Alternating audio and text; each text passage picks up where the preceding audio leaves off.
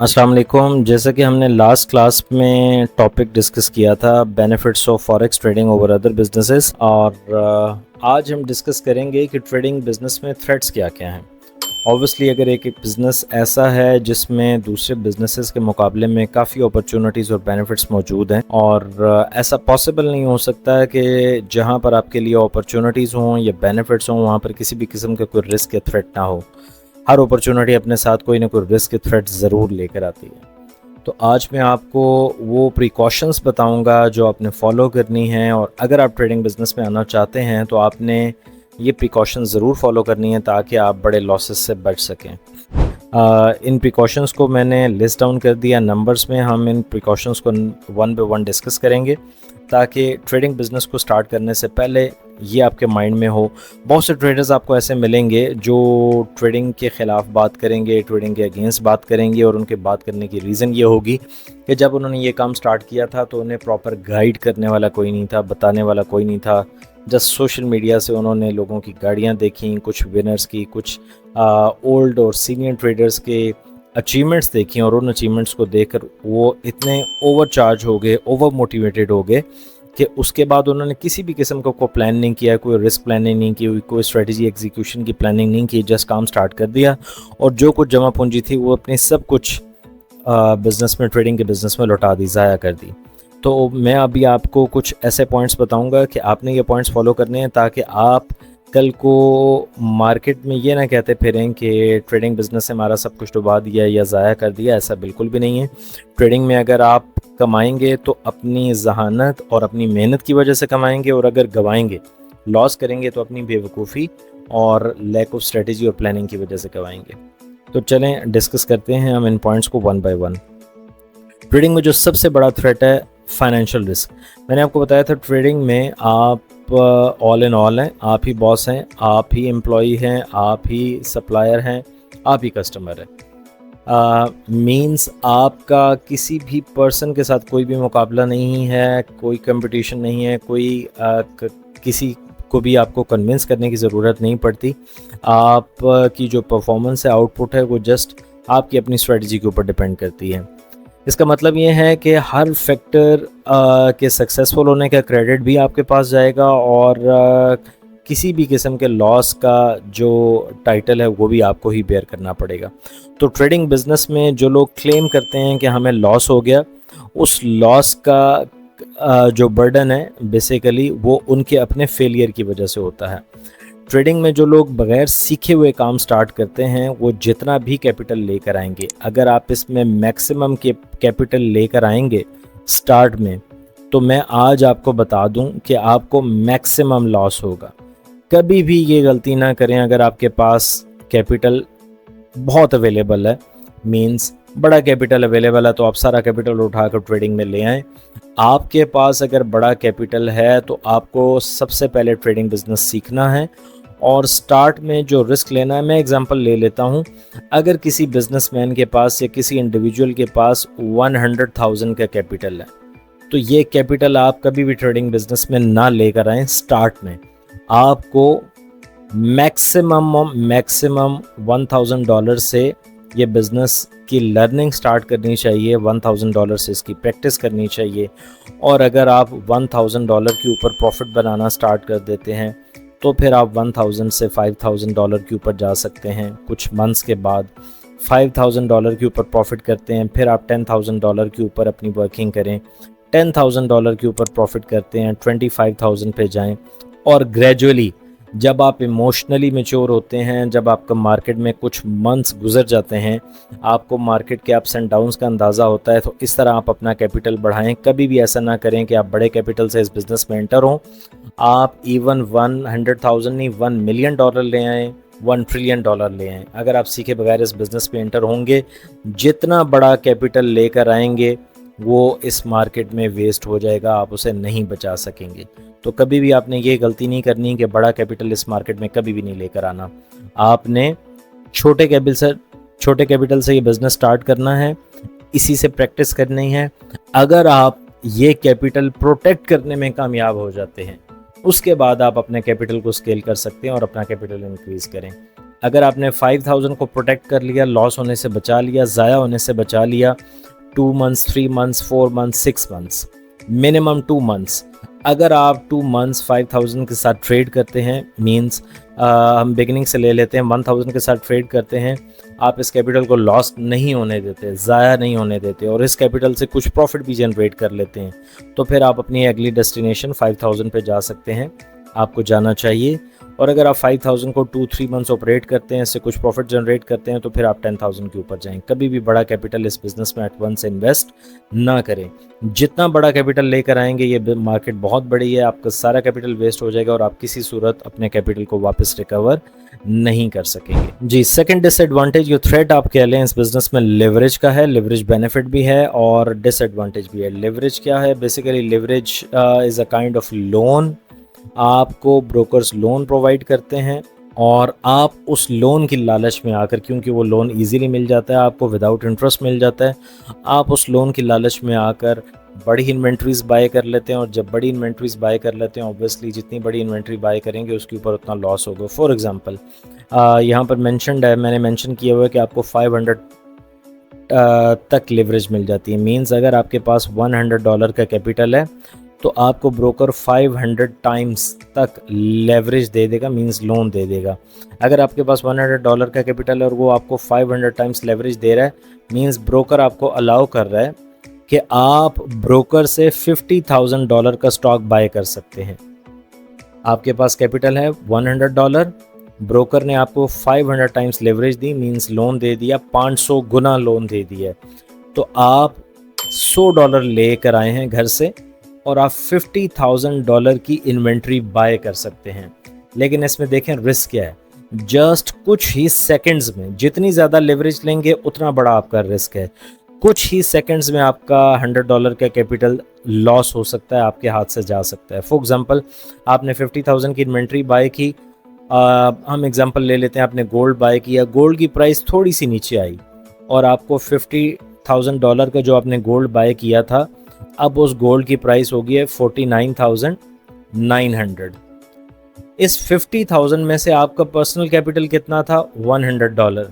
बाकी $49,900 किसका कैपिटल है? ब्रोकर का कैपिटल है। तो जैसे ही आपका कैपिटल लॉस होगा, ब्रोकर आपका अकाउंट क्लोज कर देगा और आप फर्दर ट्रेड नहीं कर सकते। और इतना माइनर सा चेंज मिनट्स और सेकंड्स में आता है। तो कभी भी अपने स्टार्ट में हाई लेवरेज पर नहीं जाना। हाई लेवरेज देखने में बहुत अट्रैक्टिव लगती है कि मैं $100 घर से लेकर आया हूँ, लेकिन मैं $50,000 का स्टॉक ख़रीद लूँ, इन्वेंट्री बाय कर लूँ। लेकिन अगर आप $50,000 की इन्वेंट्री बाय करेंगे तो ऑब्वियसली उसकी प्राइस उतनी तेज़ी से चेंज होगी और कुछ ही सेकंड्स में अगर प्राइस नीचे आती है, ऑब्वियसली इसमें एडवांटेज भी है।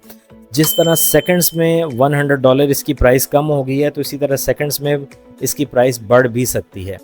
इसी लालच में बहुत से न्यू ट्रेडर्स हाई लेवरेज लेते हैं कि मैं अभी 50,000 की इन्वेंट्री बाय करता हूँ, ये 50,100 होगा तो मैं सेल कर दूंगा, और वो लक की बेस पर, लक की एक्सपेक्टेशन पर ये बाय कर लेते हैं और अल्टीमेटली क्या होता है, उन्हें लॉस होता है और वो $100 अपना लॉस करके बैठ जाते हैं। और फिर हम इसी $100 को पाकिस्तानी करेंसी में कन्वर्ट करते हैं और हम अपना सर पकड़ के बैठ जाते हैं कि कुछ ही मिनट्स में आपने 30,000 रुपीज़ लॉस कर दिया और फिर आप ट्रेडिंग को बुरा बोलना शुरू कर देते हैं।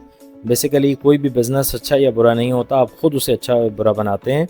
तो अगर आप इसका पॉजिटिव यूज़ करेंगे, लेवरेज आपने कम से कम लेनी है और एहतियात करनी है कि आपने लेवरेज को कैसे यूज़ करना है। आप पहले प्रॉपर इसकी ट्रेनिंग लें, ट्रेनिंग के बाद यूट्यूब के ऊपर सब कुछ डिटेल में अवेलेबल है। मैं भी 1 बाय 1 अपनी लेक्चर सीरीज़ में एक एक चीज़ अपलोड करूँगा, आपको डिटेल से गाइड करूँगा। लेकिन अगर आप फास्ट चलना चाहते हैं, उन टॉपिक्स के ऊपर नॉलेज गेन करना चाहते हैं जिन टॉपिक्स के ऊपर अभी मैंने बात नहीं की, तो आपको दूसरे यूट्यूब चैनल्स के ऊपर डिटेल में मटेरियल मिल जाएगा जहाँ से आप सीख सकते हैं कि आपने लेवरेज को कैसे यूज़ करना है। तो आपने लेवरेज को कम से कम यूज़ करना है, इसे अवॉइड करना है, क्योंकि लेवरेज जितना अट्रैक्टिव नज़र आती है इतना ही लॉस भी आपको देती है। और बहुत से लोग जो अपना कैपिटल लूज़ करते हैं वो लेवरेज की वजह से ही करते हैं। ट्रेडिंग में आपके ऊपर इमोशनल प्रेशर बहुत ज़्यादा होता है। आप स्क्रीन के ऊपर बैठे हुए हैं, जस्ट आपने फिंगर प्रेस करनी है और एक्सपेक्टेशन ये है कि अभी $1,000 कैपिटल के ऊपर $1000 प्रॉफिट बन जाएगा। आपका माइंड इस तरह वर्क कर रहा होता है और इसकी पॉसिबिलिटी भी होती है। अगर राइट स्ट्रेटजी हो तो $1000 के ऊपर $1000 का प्रॉफिट बन भी सकता है, लेकिन इसकी प्रोबेबिलिटी कितनी होती है? 5%, 10% या 1%। तो क्या आपको अपने डिसीजंस 5%, 10% या 1% प्रोबेबिलिटी के ऊपर लेने चाहिए, या जहां पर 95% चांसेस हों वहां पर लेने चाहिए?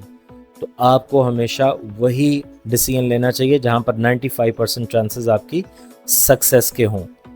तो फेयर बहुत ज़्यादा होता है, इमोशनल प्रेशर आपके ऊपर बहुत ज़्यादा होता है कि अगर मैं अभी बाय या सेल का डिसीजन लूँ तो वो मेरी बाय या सेल सक्सेसफुल होगी या नहीं होगी। आप समटाइम्स फेयर की वजह से कुछ राइट डिसीजंस नहीं लेते।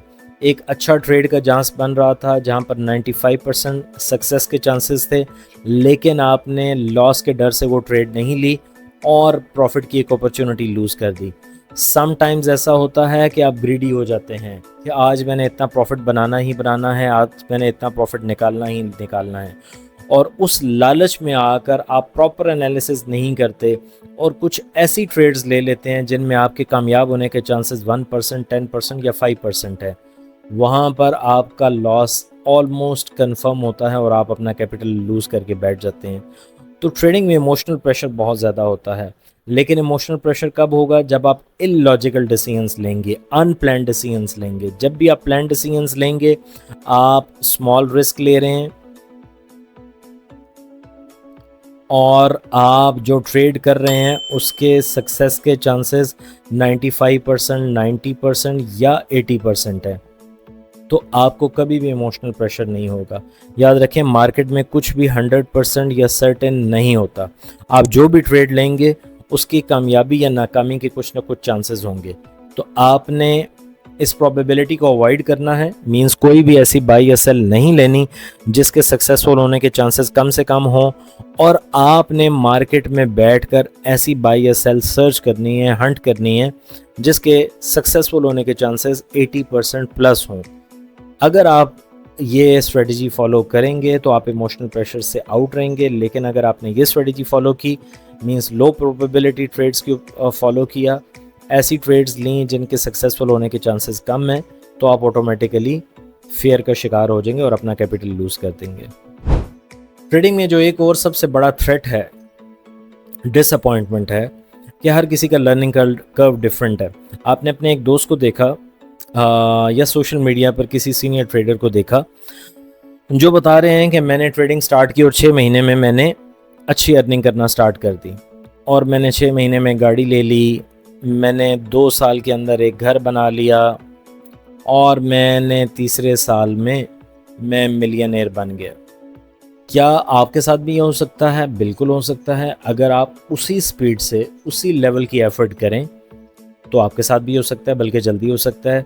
आप जिसकी वीडियो देख रहे हैं या जिससे इम्प्रेस होकर इस फील्ड में आ रहे हैं, वो प्रोबेबली उसकी फ़र्स्ट अर्निंग अगर 6 मंथ्स में आई है तो क्या पता आपकी सेकंड मंथ में आ जाए, फर्स्ट मंथ में आ जाए, फर्स्ट डे में आ जाए।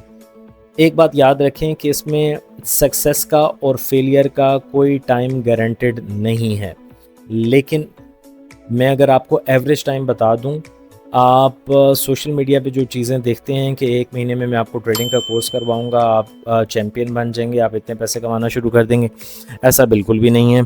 आप अपने माइंड में एक अच्छा रीज़नेबल ट्रेडर बनने के लिए अपने माइंड में कोर्स आप बेशक 1 महीने में कर लेंगे, आप तमाम यूट्यूब वीडियो सुन लेंगे जो आपको दी जाएंगी, या आपको अगर लाइव क्लासेस दी जा रही हैं वो भी आप 1 महीने में लेकर आपकी एक्सपेक्टेशन ये डेवलप हो जाएगी कि आप ट्रेडर बन गए हैं। लेकिन प्रैक्टिकली आपको ट्रेडर बनने के लिए एटलीस्ट 1 ईयर लगेगा, जिसमें आप अच्छा प्रॉफिट जनरेट करना शुरू करें।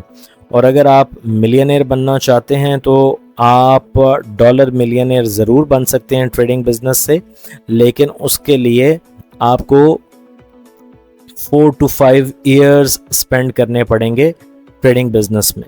आप इतना टाइम लगाएंगे, जनरल आपको जो मिलियनेयर्स की एग्जांपल नज़र आती हैं वो मिनिमम 4 to 5 ईयर्स लेते हैं डॉलर मिलियनेयर बनने में, और एक रीज़नेबल अर्निंग करने में उन्हें 1 ईयर लग जाता है। ये भी तब पॉसिबल होता है जब आप रेगुलर ट्रेडिंग करते हैं, ट्रेडिंग को टाइम देते हैं और स्ट्रेटेजिकली ट्रेडिंग करते हैं, लॉजिकल ट्रेडिंग करते हैं, इमोशनल ट्रेड्स नहीं करते, इम्पल्सिव ट्रेड्स नहीं करते। आज मुझे लगा कि मार्केट ऊपर जाएगी, बाय कर लिया, आज मुझे लगा कि मार्केट नीचे जाएगी, सेल कर दिया।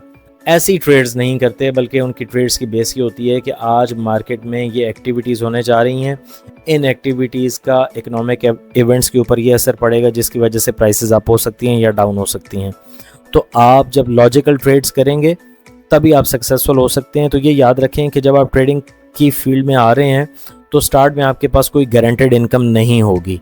आप कोशिश करें कि ट्रेडिंग बिजनेस में आ रहे हैं और अगर फैमिली आपके ऊपर डिपेंड कर रही है तो आपके पास 1 ईयर का बैकअप होना चाहिए फूड या एक्सपेंसेस का, ताकि आप कभी भी इस लालच में आकर ट्रेड ना करें कि आपको घर में इतने पैसे देने हैं और वो पैसे देने की खातिर आप इलॉजिकल एक्टिविटीज़, इररेशनल डिसीजंस करना शुरू कर दें और वो रैशनल डिसीजंस आपका कैपिटल भी आपसे लॉस करवा देंगे।